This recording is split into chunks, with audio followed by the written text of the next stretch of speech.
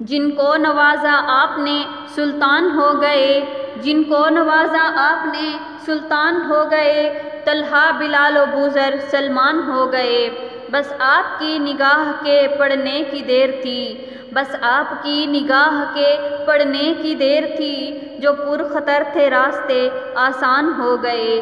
सरकार के वो साया शफ़क़त में आ गए, सरकार के वो साया शफ़क़त में आ गए, एक बार जो मदीने में मेहमान हो गए। बिस्मिल्लाहिर्रहमानिर्रहीम।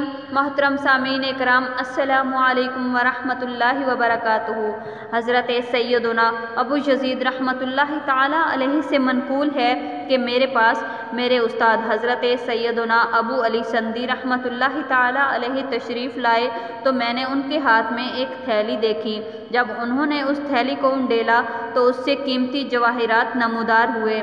कीमती जवाहिरात को देखकर मैं बड़ा हैरान व परेशान हुआ। मैंने अर्ज़ की, ये मोती आपको कहाँ से मिले?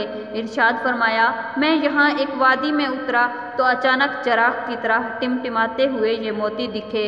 मैंने उनको उठा लिया। मैंने अर्ज़ की, जब आप वादी में गए थे तो आपकी कैफियत कैसी थी? उन्होंने इरशाद फरमाया, उस वक्त मैं इस हाल में नहीं था जिस हाल में मैं इस वक्त हूँ।